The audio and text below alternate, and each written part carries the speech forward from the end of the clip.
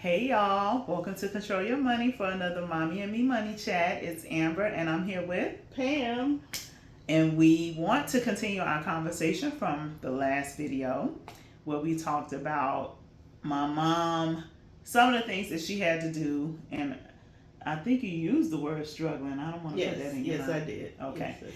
When she said that there were times that she was really struggling. Again, she was a single mother, and financially would be really struggling. And so one of the things that you did was borrow, right? Yes. And we were just sitting here talking, about what we wanted to talk about next. And I kind of got into the reason that I wanted her to tell the story that she told about being a borrower was because, one of the things that we really want to come out of the Mommy and Me Money Chats is, well, I want to come out of it.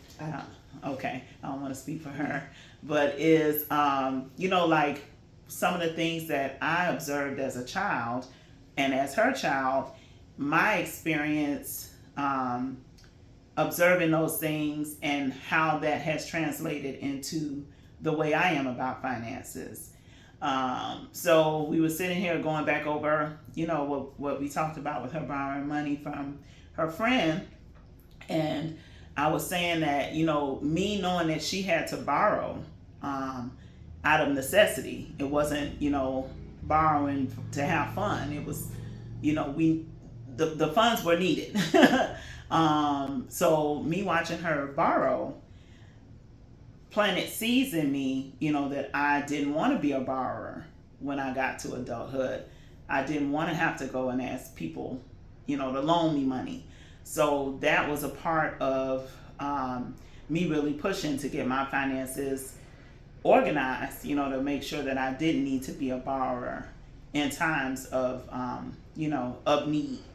So with that, I'm really excited. It's so exciting overall to watch my mom's financial journey because I learned a lot from her, and a lot of what I learned made me want to go learn more about money and understand money and, position myself so that I could be financially stable. And as I did, went on my journey towards financial stability, I would still see some of the practices in my mommy that could keep her from getting to the financial stability I wanted her to be at. Or I needed to be at. Really and truly. So, watching her make changes and make different decisions with more information and seeing me how I am with my finances has been really exciting. So knowing that she is no longer a borrower is like such a beautiful thing for me in a full circle moment. And one of the things we were talking about the other day after the video is I used to watch Joel Osteen every Sunday. And if you don't know who Joel Osteen is, he's a preacher that has a telecast on TV. And it's, I think, like Sundays at 7 o'clock. So every Sunday at 7 o'clock, I'd be watching Joel Osteen. And he would start with what I call an affirmation. And he would say, "This is my Bible. I have what it says. I am what it says I am. I could do what it says I could do." And it says, one of the things that he would say is, "I'm a lender, not a borrower." And I was hearing that like right after I got out of college is when I was really watching him. So, I was getting started in my finances at that point. And it would bring in my head and always take me back to childhood, watching my mom be a borrower and, watching her transition to a lender over the years. So I wanted to talk with her today about how it felt to be a borrower and then how it feels now to be a lender, because so much of financial stability is it's psychological. So much of it is in the thinking and the feeling. And I just want her to share a little bit about how it felt. Let's start with to be a borrower. Like, what did it feel like for you to be a borrower? It did not feel good. Mm-hmm. It crushed your self-esteem. You just feel like you don't want to do it, but you're in a position, you're in a bind. It happens to not only me but to a lot of people. And even today, as a lender, I can feel what they're going through in asking for money. Nobody wants to come and ask for money unless you're just a complete freeloader. And most people are not. They're just caught up into situations, whatever it may be, that causes them to need help. And that's what some borrowing is for, when you need help. So I felt very bad asking for money. I'm not somebody that wasn't in my nature at all. To you feel prideful, and you feel like a failure sometimes. Like, is this on me? Is it just happening to me? And but then if I don't get the money, if I don't ask, that's the surge behind asking. What will happen if I don't get this money? Will I lose my house? Will I lose my job? Will I lose, whatever these things are that you need the money for? Well, you won't be able to get it if you don't ask. So that was the motivation behind asking, but also with the same sense that I'm going to pay this back, because I didn't want to ask for it in the first place. So, I'm going to keep my word and pay this money back. So it's not a good feeling when you have to do that. I'm not somebody that will ask for help in general. I try to do things on my own and hope that I can get it done. But that's pretty much how I felt as a borrower. My aunt always had this mantra when I was growing up: be independent. So that stuck in my head: be independent. How could I be independent if I'm borrowing money? So I felt like I was doing something wrong and asking. So that's pretty much how it felt to me. And especially like when you're working every day. Yeah. Like, or you're doing what you're supposed to be doing. Right. You're doing what you're supposed to be doing. You're trying to do the right things. I'm not somebody that's out there just blowing money. Everything I do consciously is just trying to make it day to day. Just getting the things that I need, that are necessities.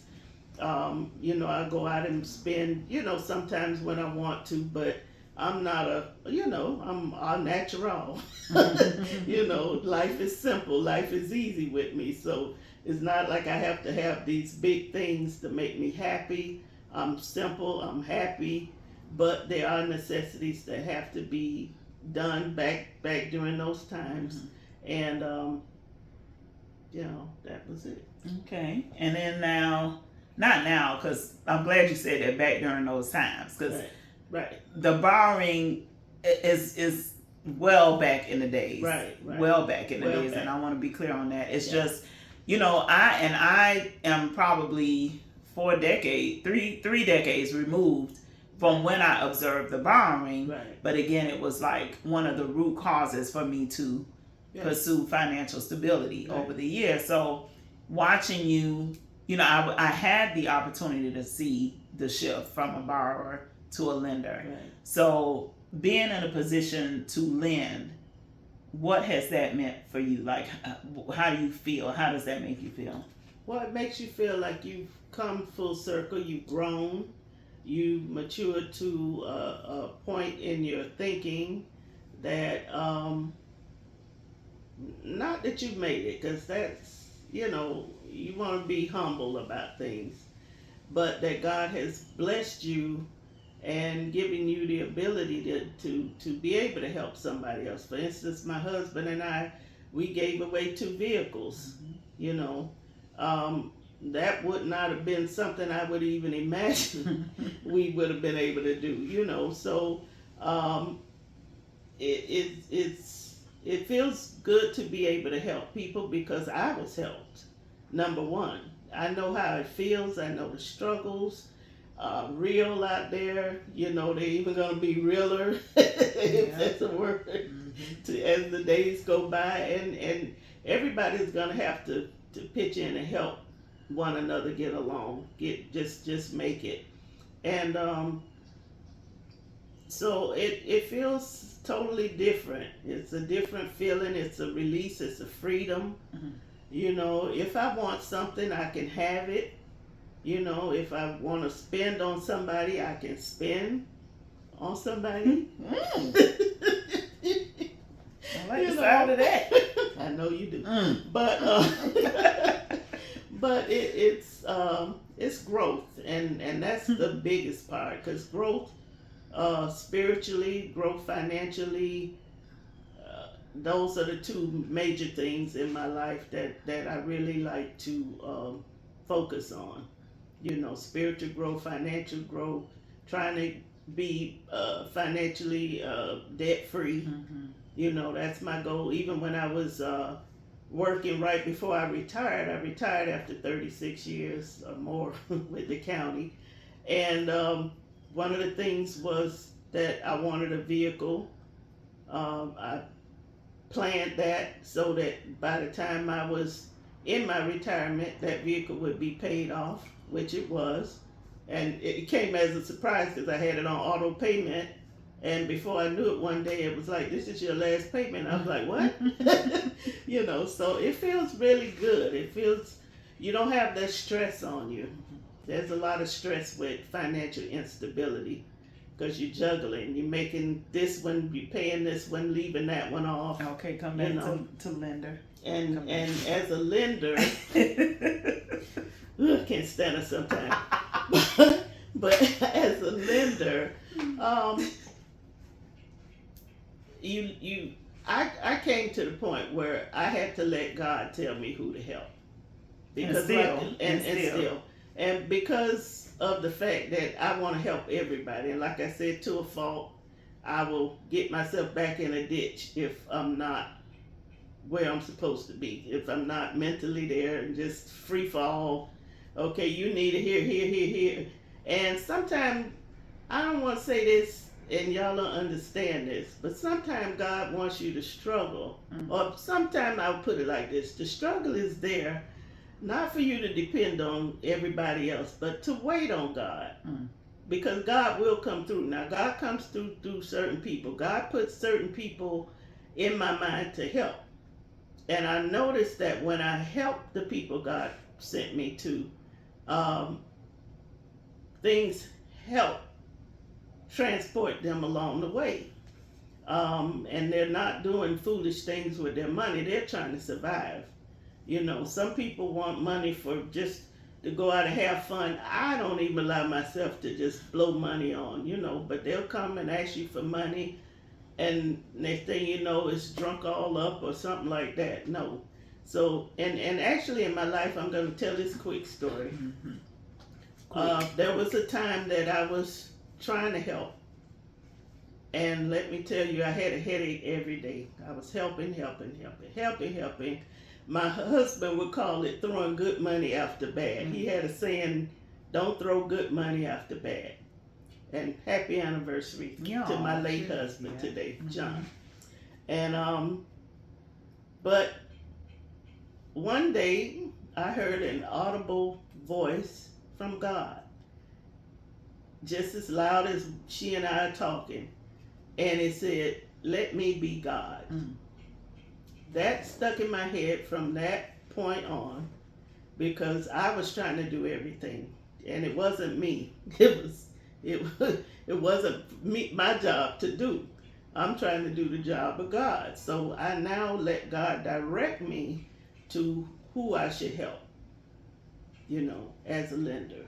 And I appreciate you adding that in, because sometimes I have to tell her, and and it's because I tell myself, you can't help everybody.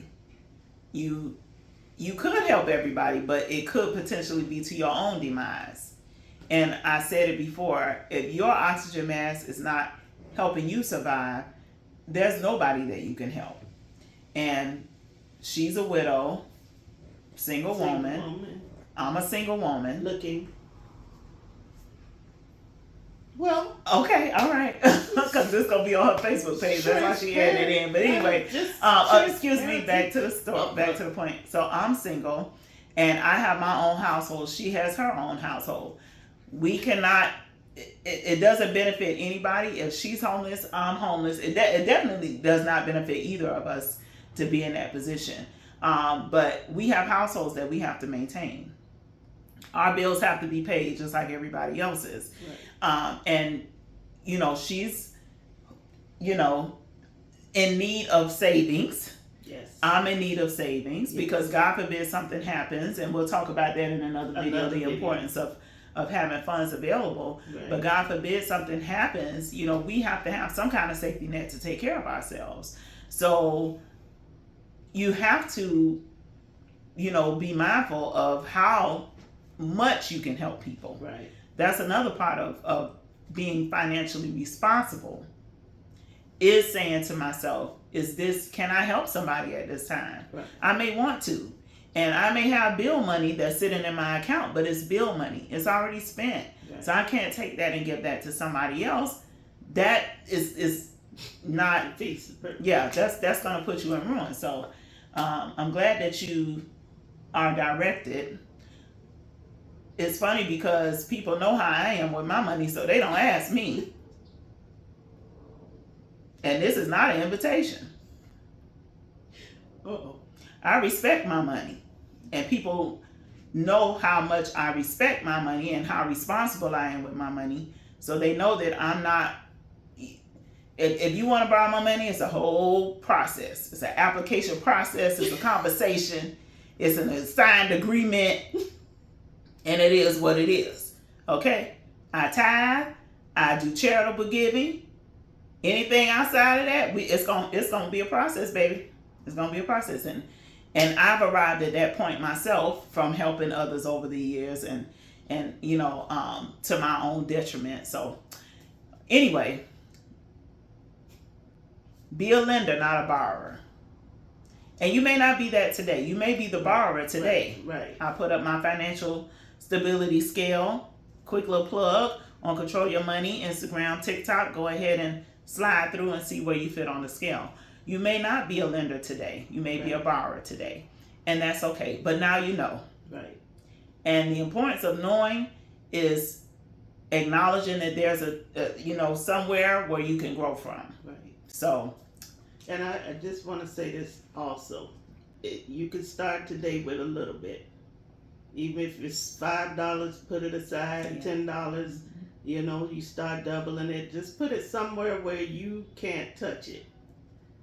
Because if you'd be amazed at how much money we blow in a day, just normal things. Just because it's in your hands. Just because it's there. Okay, let me buy this, let me buy that. So just start small. Someone years ago tried to get me into deferred compensation.